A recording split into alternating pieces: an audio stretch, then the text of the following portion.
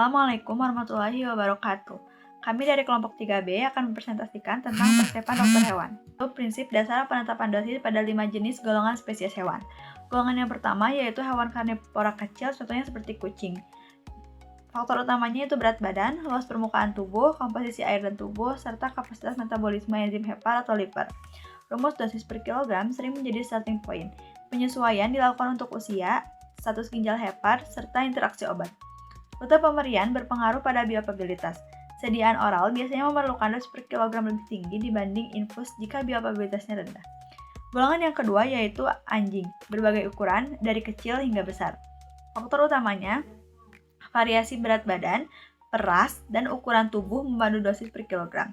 Distribusi lemak serta air tubuh berpengaruh pada volume distribusi, terutama untuk senyawa lipopilik.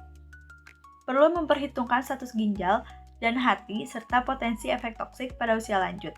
Rute pemberian dan bentuk sediaan seperti tablet, kapsul, atau cairan mempengaruhi akurasi dosis akhir per pemberian. Golongan ketiga yaitu hewan ruminansia. Contohnya sapi, kambing, dan domba. Faktor utama yaitu kompleksitas, sistem pencernaan, laju metabolisme, dan kemungkinan perubahan mikrobiota yang mempengaruhi farmakokinetik. Dosis dasar berbasis berat badan per kilogram tetap relevan, namun perlu disesuaikan untuk pencernaan berbasis rumen atau komplikasi metabolik tertentu. Waktu respon obat sering berbeda dibanding dengan monogastrik. Golongan selanjutnya yaitu ada golongan unggas, contohnya ayam, bebek, dan kalkun. Faktor utamanya yaitu ukuran tubuh yang relatif kecil, laju metabolismenya tinggi, serta ekskresinya yang cepat. Farmakokinetik unggas berbeda signifikan dari mamalia. Dosis per kilogram perlu disesuaikan untuk mencegah residu obat pada jaringan. Rute pemberian dan formulasi juga dipertimbangkan untuk pemanfaatan pencernaan yang unik pada unggas. Golongan 5 atau golongan terakhir yaitu ada ikan atau akuatik. Faktor utamanya, sistem peredaran darah, air sebagai media, dan kemampuan ekskresi zat larut ke lingkungan akuarium atau habitat. Dosis berbasis berat badan tetap relevan, tetapi faktor lingkungan seperti suhu air, kepadatan populasi, dan kualitas air mempengaruhi efikasi serta toksisitas pencegahan dan formulasi khusus yang diperlukan untuk stabilitas di air. Penetapan dosis pada hewan harus mengutamakan keselamatan, efikasi, serta keseragaman mutu produk obat hewan. Dasar ilmiahnya mencakup bobot tubuh, keadaan fisiologis, rute pemberian, sifat farmakokinetik atau farmakodinamik, serta konteks spesies atau golongan hewan yang berbeda dalam hal metabolisme, distribusi, dan juga ekskresi. Penyesuaian dosis dilakukan untuk mempertimbangkan variabel internal seperti usia, jenis kelamin, ras atau genetik, serta status kesehatan. Dan eksternal seperti lingkungan, penyakit, komorbid, atau interaksi obat.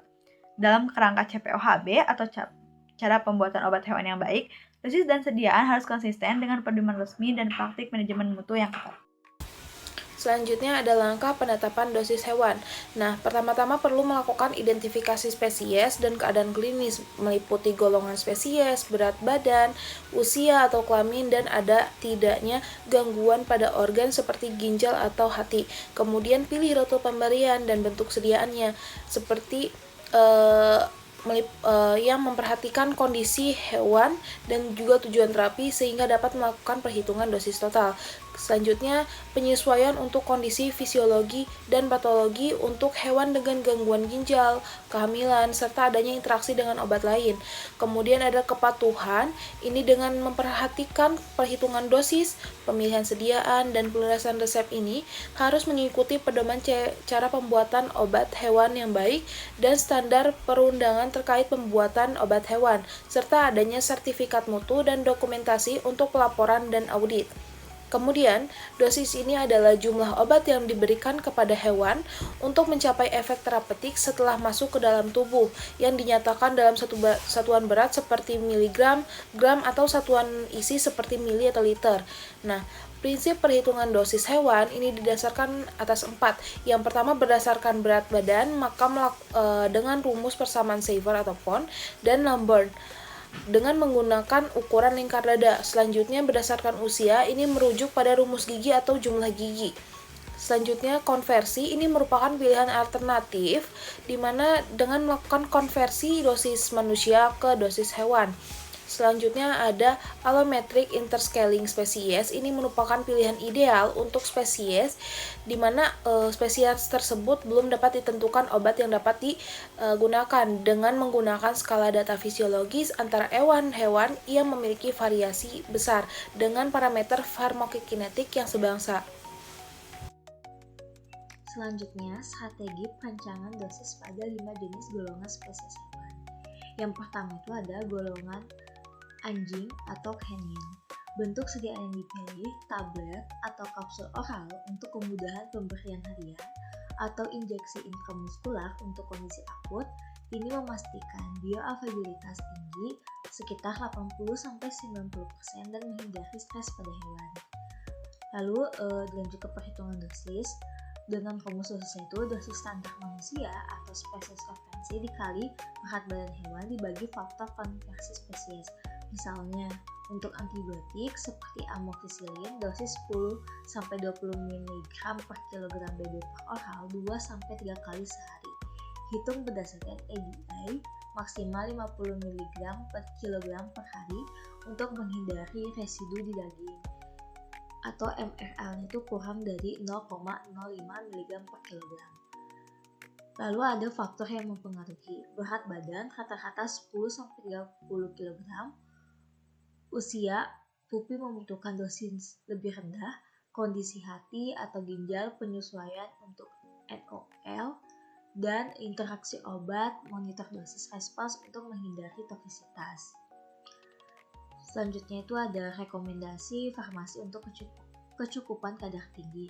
Pastikan kadar terapi itu misalnya MIC-nya 0,5-1 mikrogram per mili untuk antibiotik tercapai dengan pemantauan plasma. Gunakan feed additif jika oral sulit. Edukasi pemilik tentang penyimpanannya itu sekitar 2-8 derajat Celcius dan risiko overdosis seperti diare. Lalu ada golongan yang kedua yaitu kucing atau felin. Bentuk sediaan yang dipilih itu suspensi oral atau injeksi subkutan untuk menghindari resistensi pil. Bioavailabilitas oralnya itu rendah sekitar 50-70% sehingga injeksi lebih disarankan untuk kecukupan yang cepat.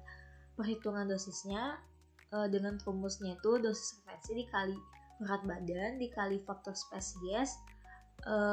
Kucing lebih sensitif yaitu faktornya tuh sekitar 0,8-1,0. Contohnya tuh untuk antiperasa seperti ivermectin 0,2-0,3 mg per kilogram BB oral sekali. Sesuaikan dengan ADA maksimal 0,1 mg per kilogram per hari. Dan MRL-nya tuh kurang dari 0,01 mg per kilogram untuk produk susu. Pembulatan untuk spesies 10 mg per mili. Faktor yang mempengaruhinya, metabolisme hati cepat, penyesuaian dosis untuk elderly cats, berat badan kecil 2-5 kg, dan risiko idiosinkasi, evaluasi dosis respons untuk efek samping seperti muntah. Rekomendasi farmasi untuk kecukupan kadar tinggi yaitu target kadar terapi misalnya 10-20 nanogram per mili untuk steroid dengan monitoring darah. Gunakan infirmary untuk infeksi lokal. Ingatkan tentang interaksi dengan makanan dan penyimpanan dingin untuk stabilitas.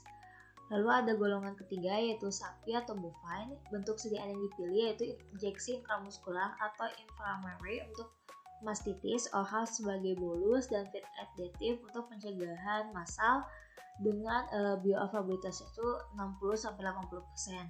Perhitungan dosis dengan rumus itu dosis spesies besar dikali berat badan dibagi kantong konversi. Untuk sapi itu sekitar 400-600 kg. Contohnya untuk antibiotik seperti penisilin 10-20 ribu IU per kilogram BB intramuskular 2 kali sehari. Hitung ADA-nya maksimal 100 IU per kilogram per hari dan MRL-nya kurang dari 0,05 IU per kilogram untuk daging atau susu. Pembulatan untuk injeksi 1 juta IU per vial. Faktor yang mempengaruhi produksi susu, penyesuaian untuk laktasi, usia, kaloritas lebih rendah, dan kondisi rumen. Monitor dosis respons untuk residu dalam produk pangan. Rekomendasi farmasi untuk kecukupan kadar tinggi, pastikan kadar terapinya itu misalnya 0,1-0,5 mikrogram per mili untuk antiinflamasi.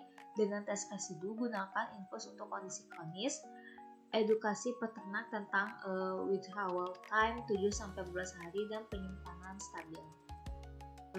Selanjutnya itu tentang strategi untuk ayam atau poultry. Bentuk sediaan yang dipilihnya adalah feed additive atau ayam minum untuk pemberian massal, yaitu injeksi individu dengan bioavailabilitas oral tinggi, yaitu 90% melalui saluran pencernaan cepat. Perhitungan dosisnya adalah dosis di mana dosis referensi dikali berat badan rata-rata 1-2 kg per faktor spesies, yaitu diunggas 0,5-0,7. Contohnya itu untuk vaksin atau antibiotik seperti tetrasiklin 10-20 mg per kilogram berat badan dalam feed harian, yaitu disesuaikan dengan ADI maksimal 50 mg per kilogram per hari dan MRL kurang dari 0,1 mg per kilogram. Untuk telur ataupun daging, pembuatan untuk powder 100 gram per kilogram feed. Faktor yang mempengaruhinya itu adalah populasi besar, penyesuaian dosis kelompok, usia ayam muda lebih sensitif, dan metabolisme cepat. Evaluasi dosis respon untuk pertumbuhan dan resistensi. Rekomendasi farmasi untuk kecukupan kadar terapi yaitu target kadar terapi misalnya 0,5-1 mikrogram per mili untuk antiparasit dengan sampling feed. Gunakan injeksi untuk terapi akut. Ingatkan tentang resiko residu dalam rantai pangan dan penyimpanan kering. Kemudian, untuk strategi ikan atau fish, itu bentuk sediaan yang dipilihnya itu adalah bed immersion atau feed medicated untuk akuarium atau kolam. Injeksi jangan digunakan dengan bioavailabilitas melalui insang, yaitu 70-80% atau oral. Perhitungan dosisnya itu dosis spesifik akuatik dikali berat badan dibagi faktor konversi. Untuk ikan itu 0,1-1 kg. Contoh, untuk antiparasit seperti praziquantel 5-10 mg per kilogram berat badan dalam bed 1 jam, hitung ADI-nya maksimal 5 mg per kilogram per hari dan MRL-nya kurang dari 0,01 mg per kilogram.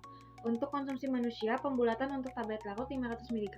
Faktor yang mempengaruhi kualitas air yaitu oksigen, pH mempengaruhi absorpsi, spesies, air tawar versus laut, dan suhu. Monitor dosis respon untuk toksisitas pada insang. Rekomendasinya, farmasi untuk berkecukupan kadar terapinya itu pastikan kadar terapinya misalnya 0,1-0,5 mikrogram per mili. Untuk antibiotik, dengan tes air gunakan feed additive untuk pencegahan, edukasi tentang overdosis yang menyebabkan stres ikan, dan penyimpanan pada suhu rendah untuk stabilitas. Baik, selanjutnya pengaruh dampak residu obat hewan pada ternak yang akan dikonsumsi manusia pasca pemberian dosis lazim yang menghasilkan kecukupan kadar terapi. Residu obat hewan sendiri itu adalah sisa bahan aktif, metabolit atau pengotor dari obat yang masih tertinggal di jaringan tubuh atau produk hewan setelah proses pengobatan selesai. Residu ini bisa ditemukan pada daging, hati, ginjal, susu, telur, ataupun madu. Residu ini biasanya muncul karena pemberian obat yang tidak sesuai aturan, misalnya dosis yang terlalu tinggi, durasi pengobatan yang tidak tepat, ataupun hewan yang disembelih itu sebelum waktu henti obat ataupun withdrawal periodenya itu selesai. Withdrawal periode ini adalah waktu yang dibutuhkan sejak pemberian obat terakhir sampai kadar residu dalam tubuh hewan itu turun di bawah batas aman untuk konsumsi manusia. Setiap obat dan spesies hewan memiliki waktu henti yang berbeda, tergantung pada sifat farmakokinetik obat dan cara pemberiannya, apakah melalui injeksi, oral, ataupun topikal. Jika waktu henti ini tidak dipatuhi, residu obat akan tetap tertinggal di produk hewan dan masuk ke tubuh manusia melalui makanan. Dampak residu ini tuh sangat berbahaya gitu bagi kesehatan manusia. Yang pertama itu bisa menyebabkan reaksi alergi, terus residu antibiotik seperti penisilin pada individu yang sensitif, yang dimana nantinya tuh si antibiotik akan menyebabkan resistensi gitu ke manusianya. Itu yang paling bahayanya. Paparan residu ini tuh meskipun dalam dosis rendah, secara terus-menerus dapat membuat bakteri menjadi kebal terhadap obat, sehingga infeksi pada manusia itu semakin sulit diobati. Untuk mencegah terjadinya residu yang berlebih, dokter hewan harus memastikan bahwa pemberian obat itu dilakukan dengan dosis terapeutik yang tepat, durasi pengobatan yang sesuai, dan waktu henti obat itu diperhatikan sebelum hewan atau produknya itu dikonsumsi. Hanya obat yang terdaftar resmi dan diperuntukkan bagi hewan pangan yang boleh digunakan agar keamanan dan efektivitasnya itu terjamin.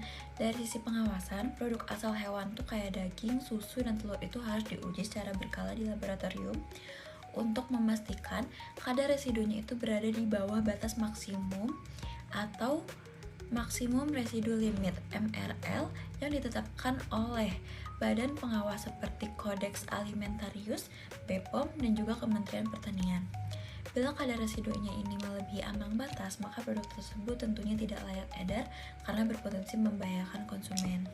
Contohnya, antibiotik oksitetrasikline itu mempunyai waktu henti sekitar 7 hari pada sapi, sedangkan enrofloxacin itu sekitar 5 hari pada ayam. Jika hewan itu disembelih atau produknya dikonsumsi, maka besar kemungkinan produk tersebut masih mengandung residu berbahaya. Jadi, pengendalian residu obat hewan itu merupakan tanggung jawab bersama antar dokter hewan, peternak, dan juga lembaga pengawas pangan. Dengan penerapan dosis yang tepat dan kepatuhan terhadap waktu henti obat, produk hewan dapat aman dikonsumsi dan tidak menimbulkan efek kesehatan negatif tentunya bagi manusia dan juga hewannya. Berikut adalah daftar pustaka yang kami gunakan. Mungkin cukup sekian yang dapat kami sampaikan. Kurang lebihnya mohon maaf. Wassalamualaikum warahmatullahi wabarakatuh.